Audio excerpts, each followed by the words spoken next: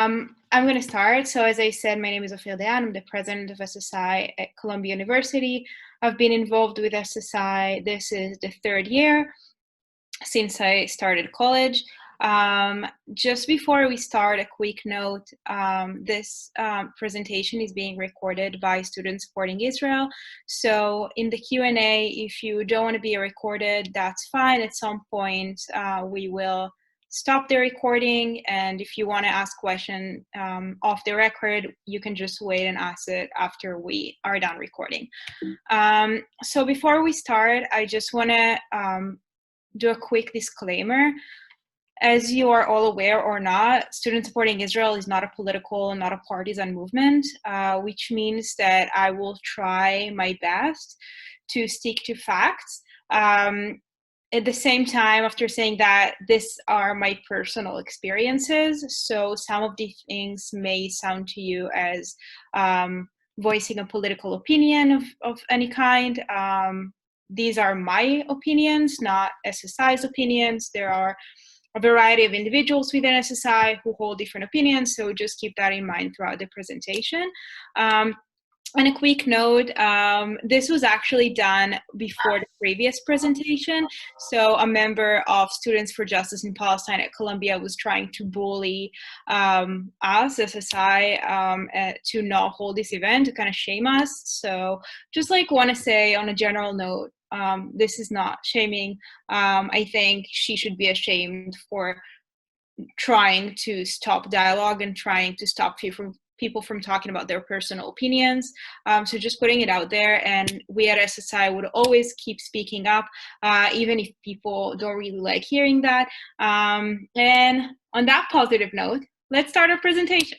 So I'm going to give a little context to what is this area that everyone's been speaking about. To an outside observer, it might seem like this area is the area of the entire United States or China or Russia, but that's actually not the case.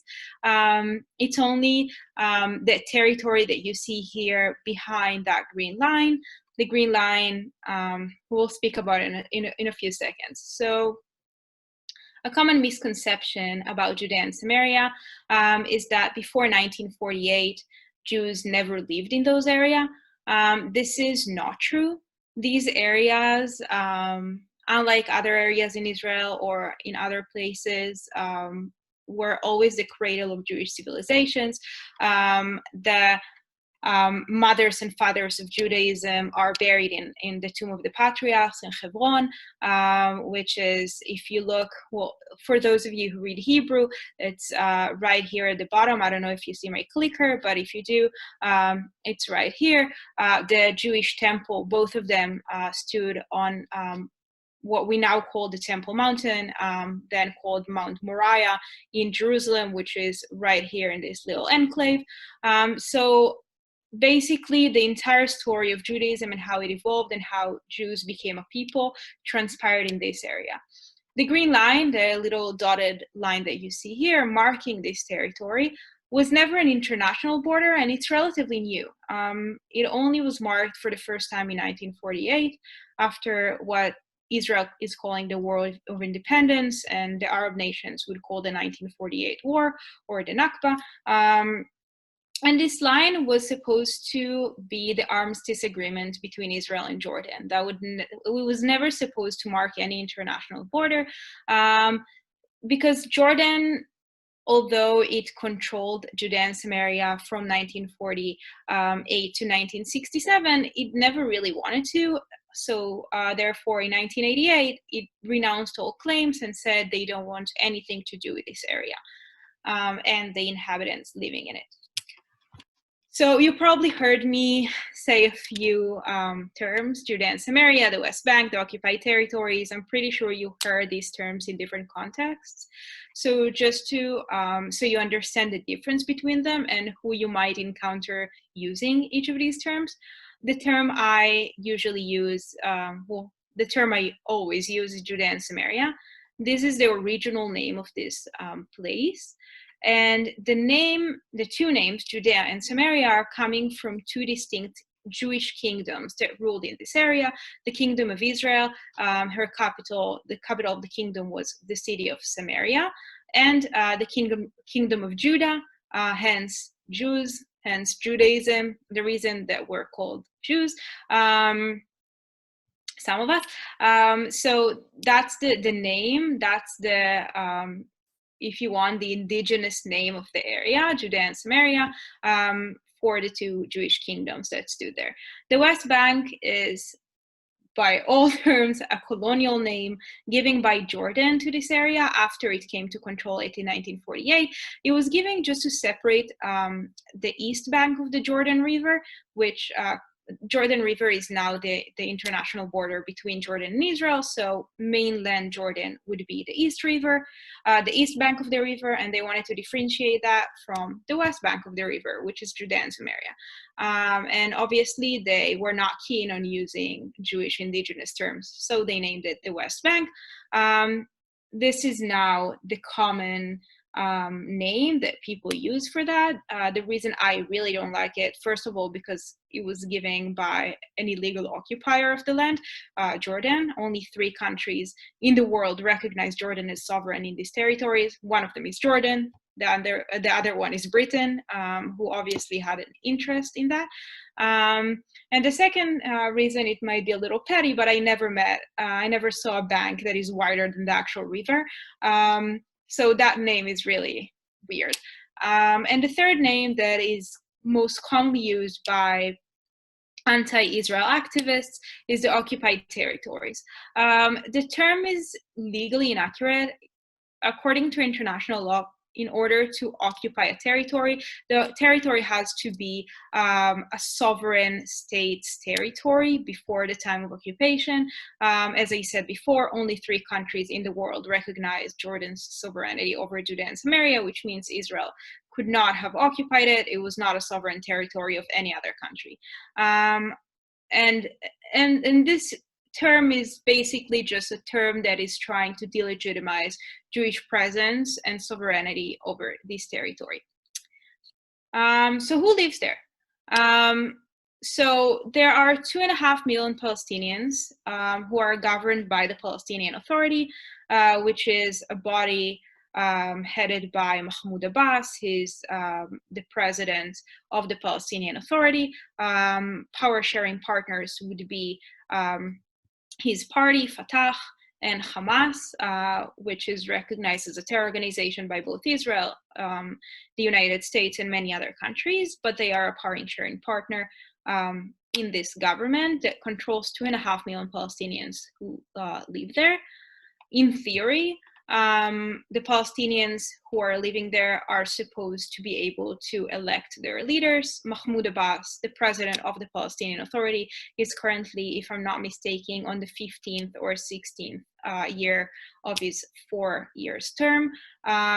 So that's very unfortunate. And these people, I am not going to try and cover it. They are not living as they should be. They do not have sufficient political rights and freedoms. In addition to the 2.5 million Palestinians who are living there, there are 770,000 Israelis that are governed by Israel through the IDF. The IDF is the Israeli Defense Forces. And they govern the Israelis who live there.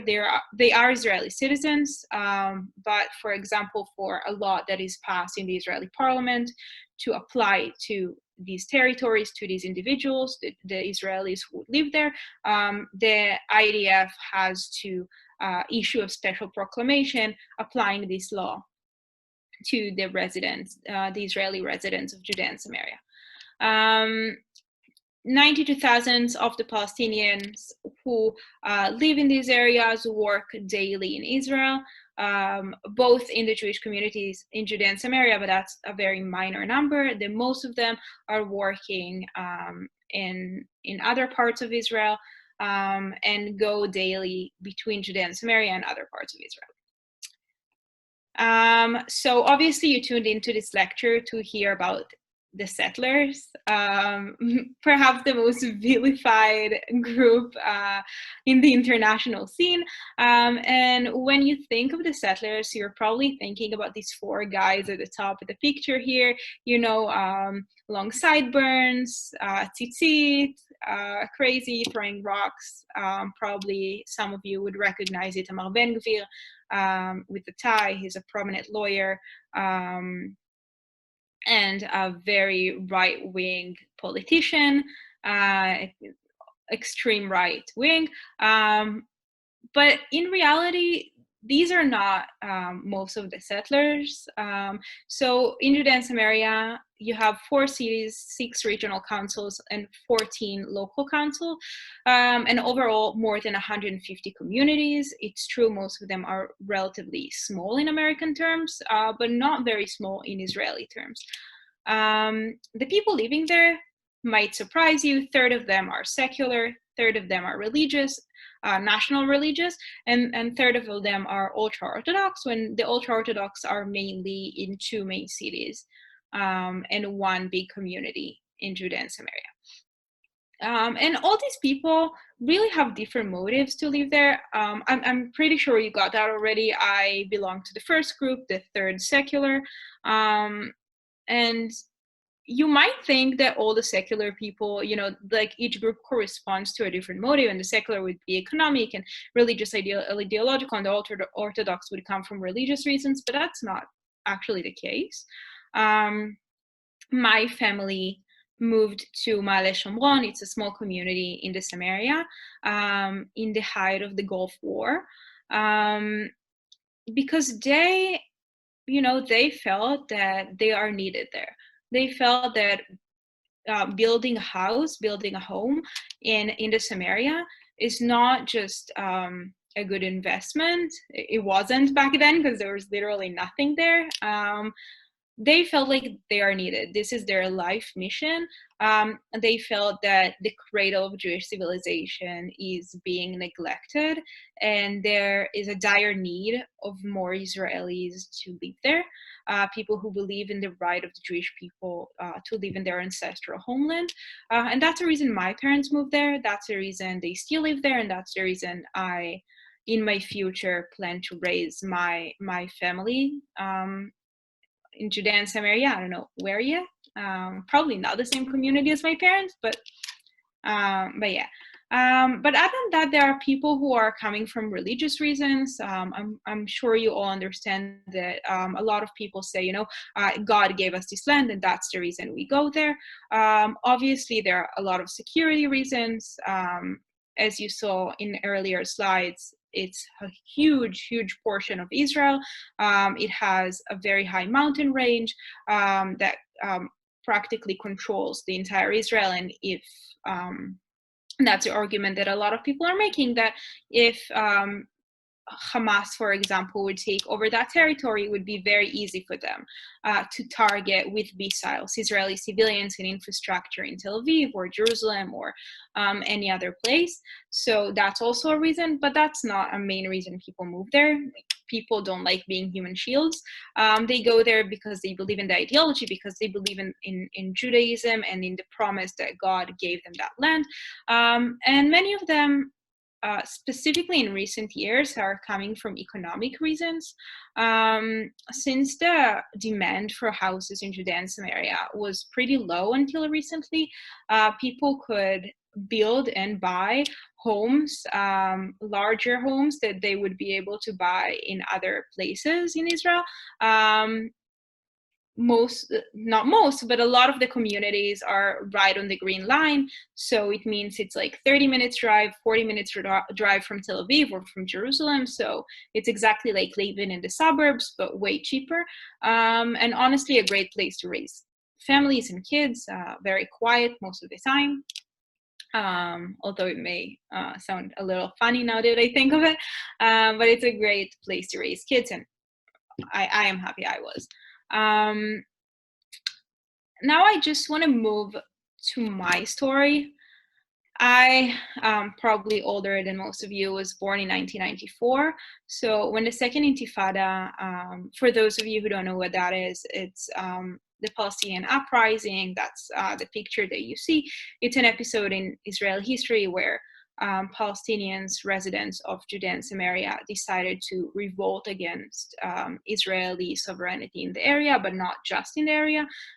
So suicide bombers would blow themselves up in Tel Aviv or in Kfar Saba or infamously in Park Hotel in Netanya, killing over the course of the Second Intifada thousands of people. And when all of this started, I was 6 years old. I would just say, I mean, you probably only know the word Intifada, most of you, from the chants that you hear from Students for Justice in Palestine and Jewish Voice for Peace, that they chant, "Long live the Intifada." So when they chant "Long live the Intifada," they are chanting "Long live the murder of Jewish civilians" as a political tool. So just keep that in mind. And when this all started, I was 6 years old. I did not know any of these things. And to me, I mean, it's funny, but it seemed quite normal. I grew up in an environment, you know, when you're 6, I was going to school in a bus. My community is relatively small. We don't have a school in my community, so we would commute to a different community. And every day on the bus, we had a drill, and we had to put our hands on our head and hide underneath the chairs. So if someone shoots at us or throw Molotov cocktails at the windows, the glass from the window would not break and hurt us. At some point, the buses became bulletproof, but we still had that drill. And to me, as a 6-year-old, that's the first year I went to school. It seemed quite normal. I thought that everyone does that when they go to school. Now I know it wasn't normal. I even remember one case where, coming back from school the same year in 2000, 2 Palestinians ran towards our school bus, with torches in their hands, forcing the bus to stop. It was a very sharp turn, so they stood there with the torches, about to light the bus on fire, and forced us to stop. And luckily, our bus driver had a pistol. He went outside, shot 2 shots to the air, and scared them away. And then we continued on our way home. But it's not normal. No child should live like that. And when I tell that story, many people ask me why. Why did we choose to stay there after all of that? That's a very good question. The reason is, first of all, as I told you, I'm not there because it's convenient. I'm there because I believe that the Jewish people came back after 2,000 years in exile, after discrimination and persecution and genocide, and they came back to the land of Israel, with all due respect, not for the Azrieli Towers in Tel Aviv, and not for the Sarona Garden next to it, and not to eat in nice cafes on the beach. They came back for Hebron and for Shechem and for Jerusalem, obviously. And I don't feel that I, in the year 2020, have any right to give up these things that my ancestors fought so hard to gain back. And I don't want to. This is a part of who I am. And if someone wants to kick me out of there, I mean, I'm not going to let them. But being said that, I mean, that's all nice. But in the end of the day, I've been living there. I'm now 26 next week. But until then, you know, I lived in Israel until I moved here for Colombia less than 3 years ago. And during the Second Intifada was the only time that I felt unsafe. I know that you hear in the news that it's warfare going on every single day. That's not true. Okay, this is something that is very important to note. That's not the reality on the ground. I have lived there for 23 years in a row before I moved here to New York. I have never encountered any violence. Nobody throw Molotov cocktails on me, no rocks, besides obviously for the second intifada, which lasted only a few years. Obviously, it's not, I'm not legitimizing it in any way, but most of the time, it's not what you hear in the news. In the news, they have 2-minute segments and they have to talk about, that thing that happened right now. And it sounds very, very horrible. But most of the time, people are working there, people are living there, people have businesses and families. And they are there because they believe they want to be there, or because they want to raise their kids there, or because they believe that God gave it to them, or I don't know, like each person has their own reasons. But most of the time, it's not what you hear in the news. So when you do, just remember that they give you a very narrow frame of what happened right here, right now, and they don't necessarily give you the full picture. They would obviously not tell you why, for example, settlers were there. They would just tell you it's their fault because they're there, but they were never going to tell you why people choose to live there. And this is why, although this is quite controversial, and if you ask Elon, the president of SSI Nationals, he will tell you that I tell him almost on the weekly basis that we have to be less political. But I think it is important to know. And then I moved to our role as student leaders, as students, it's just people interacting with other people. You can disagree with me on everything. Okay, you can think, you know what? Okay, I get it. Jews lived there 4,000 years ago. The two temples were there. All the mothers and fathers of Judaism were buried there. But for peace, we need to give it all up. You might be true. I might disagree. I might agree with you. You can agree with my perspective, but you should know it. You should know the facts. You should know that it's not just a bunch of crazy people who decided to, occupy and heal just for the sake of, just being there. There is a reason why these people are there. And even if you think that today we need to make compromises for peace or for any other objective, you should know that we have a right to be there. Maybe we should give it up. Maybe our right, we should give up our right and say, you know what, let us be the bigger people and, give up our rights for peace. But you should know that we have them. This, I think, was the most important point for me to bring across. And then I just want to end before I go to Q&A, which is, I think, is way more important than my entire presentation. I want to talk about what's next. And the answer is, I don't know. So some people talk about peace, some people talk about annexation, some people talk about just maintaining the status quo forever. The honest answer is, I don't know what's going to happen, but I know that it has to happen by people. It has to be fulfilled by people who understand the history, who know the complexity of this area, and these people might be people that we go to school with. They might be people in our communities. I don't know. I mean, Obama went to Columbia College, so I don't know. Maybe the next Obama is on this call, and if you are here, I'm really glad. Maybe you'll remember that in the future.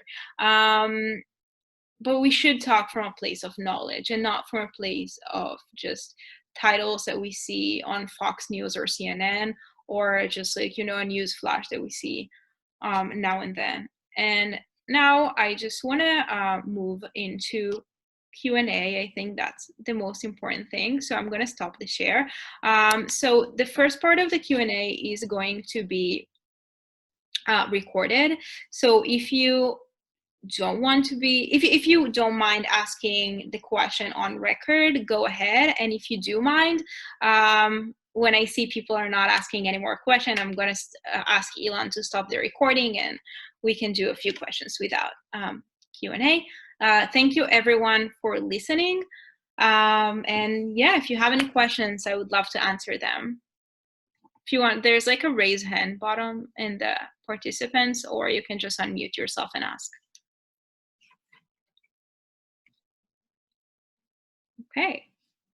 I have a question. So how do you interpret the word Jew? Like, I'm not sure if I should consider it like through ethnicity or religion.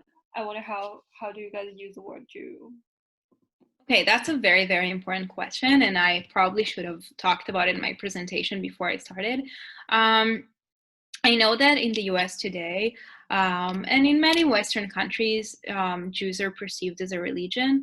I tend to think that the reason for that is because it is compared to Christianity and Islam, which are religions. Their main goal is not, I don't know if the main, but one of their goals is to convert other people to their religion and gain as many followers as they can.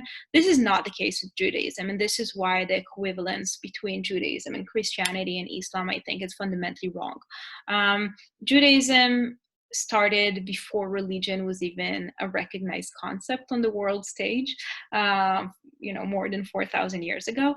And the characteristics of Judaism are very different than other religions that you might think of. So, for example, someone who is Jewish is not just someone who converts. For the basic pre-requirement, if you want to call it, to being Jewish is being born to a Jewish mom.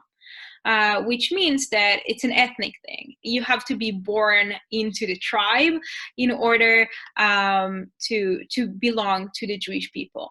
And in my view of Judaism, Judaism is more than anything a people. It's a nation of people who have a few common characteristics. One of them is religion, no doubt, but there are other characteristics as well. I mean, current values and common values, common language, which is not something that other religions have. For example, Christians can speak multiple languages.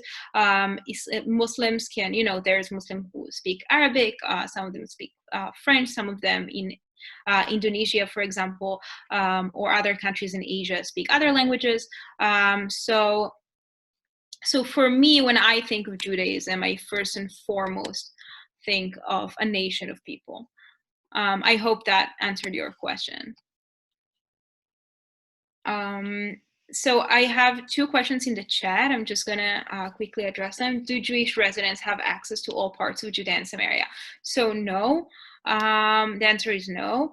The thing is this, so this might be a little political. Israel and the Palestinian Authority signed an agreement called the Oslo Accords, and under this accord, the entire territory of Judea and Samaria is divided into three areas, A, B, and C. In Area A is completely under the control of the Palestinian Authority. The Palestinian Authority police and security forces control it, and to that area, Jews are not permitted to enter. If you drive through Judea and Samaria, you would see huge red signs saying Israelis are not allowed. Area Bs are mainly roads and agricultural lands, which are under the PA, the Palestinian Authority, civil control and Israel's military control. And Area Cs are exactly like A, but the other way around, full Israeli sovereignty and control. So thank you for that question. The second question, do Palestinian Arab get permits to build in the West Bank? So yes, they mostly build in Area A, which according to Oslo Accords that they signed on, their leadership signed on, these are the areas that are designated to be the future Palestinian state if a settlement is reached. They also build in Area B. There is construction going on, Palestinian construction in Area C. I would not call it getting permits, but there is building going on. I'm not going to get too political, but it's unpermitted building in Area C that is supposed to be under Israeli control. And last question. Okay, a few questions in the chat. What is the difference between areas A, B, and C? Okay, I answered that. If you can address what was the Hebron agreement and what is the status of the city of Hebron? Okay. You're really pushing me off the cliff. Okay, great. I was trying to be non-political. Hebron is perhaps the most complicated city in Judea and Samaria. some would even claim more than Jerusalem. So the Israel and the Palestinians reached the Hebron Agreement, similarly to the Oslo Agreement, the Oslo Accords, who divide Judea and Samaria to A, B, and C. The Hebron Agreement divides the city of Hebron into areas, H1, H2. The city of Hebron is a complicated city. It was originally a Jewish city. The tomb of the Patriarch, where the mothers and fathers of Judaism are buried, is there.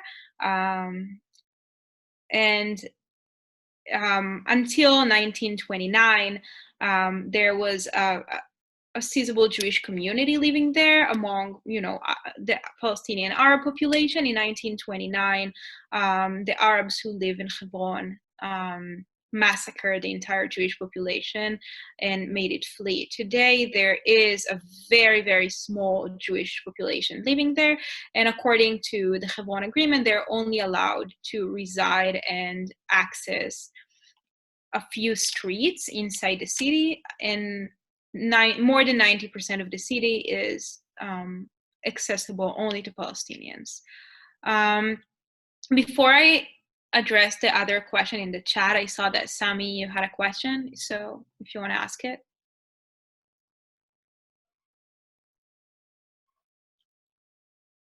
Sami? Well, first of all, I'm very happy to see you. I enjoyed your presentation. I know the situation in Columbia University. So I'm just going to ask you, how does SSI, as an organization, dealing with the anti-Semitism? Because I understand that the administration is not very helpful to you.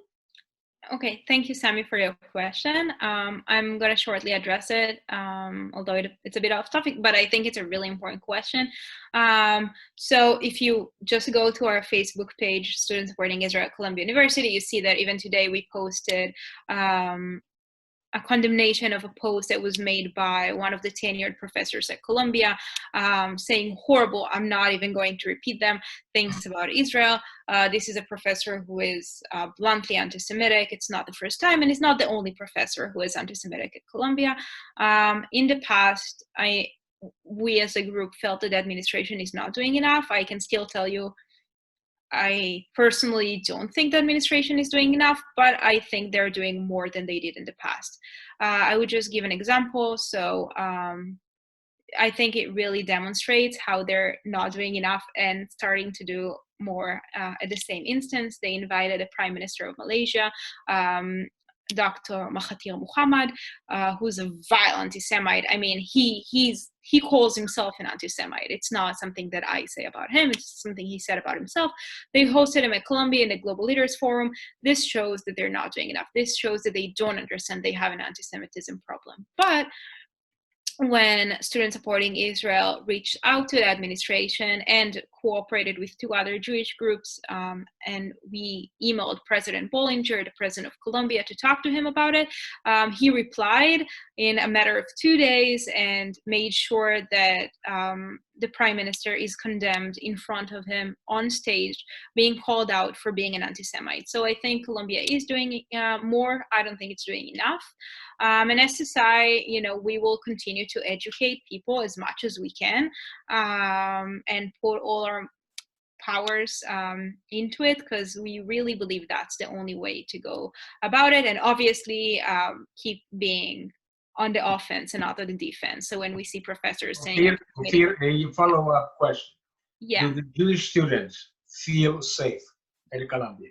I can't speak for all the Jewish students. I assume some of them do and some of them don't. But we are doing our best to make sure that as many Jewish students and pro-Israel students are feeling safe on campus. Okay. Thank you, Sami.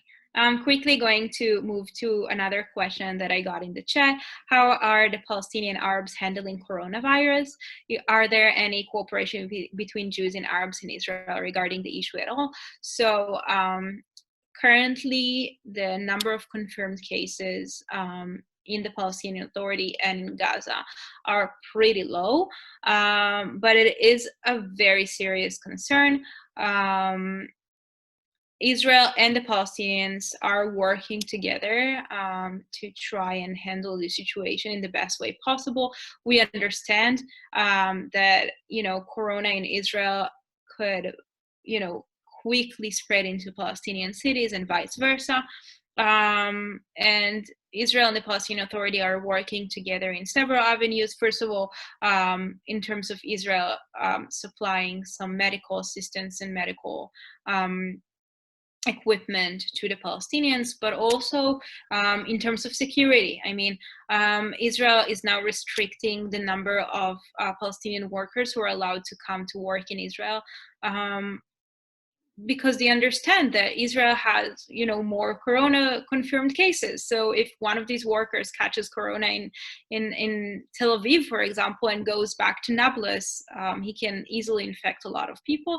And that requires a lot of security coordination between Israel and the Palestinian Authority, something that exists on a daily basis, but now it's even heightened more. Any other question? Okay. Ilan, can you stop the recording, please?